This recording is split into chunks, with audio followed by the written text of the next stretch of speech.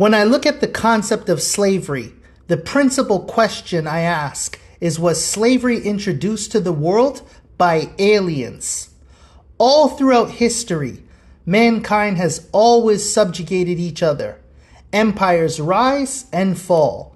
Each dominant power always took the opportunity to subordinate a class of people, from ancient times all the way up to modern times. Karl Marx discussed this in his work, The Communist Manifesto. There will always be a ruling class and a working class. He called it the bourgeoisie and the proletariat. But thank God for smaller fortunes. At least in the Western world, it is somewhat of a meritocracy, and people can rise up within the social hierarchy. Of course, there will always be limitations, though.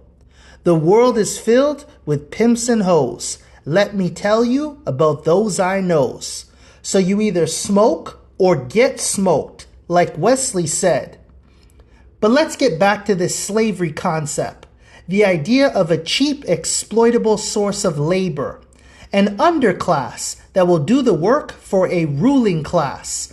A system that has been implemented throughout all history. A system that has formed the basis for capitalism. But which evil genius came up with this idea? I had to do a dive into the Sumerian tablets and the Anunnaki to figure this all out. Maybe it wasn't a human convention. Perhaps slavery was introduced to this world by alien gods. The Anunnaki were an advanced alien civilization that were on a quest to find gold.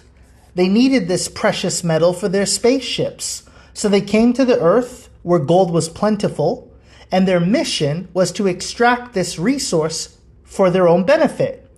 Extracting resources from a place you are not indigenous to seems pretty colonial to me. Anyhow, they decided that they were not going to do the work of extracting this gold. After all, they were too sophisticated to partake in physical labor. So they created a species of workers by splicing the DNA of primates and adding their own extraterrestrial genetics in order to create the human being. So as a human, our sole purpose was to work for God, literally, or work for the gods. It almost seems reminiscent of the story of Adam and Eve in the Garden of Eden. After all, man was created to tend to a garden. Man was created to work in this garden. He was confined to the garden and was given a helpmate or a partner to procreate with, thus creating a larger labor force to tend to the garden. In the Anunnaki's case, the humans were confined and restricted to their working space, which were compounds. They were given time for mating in order to procreate and increase the working population.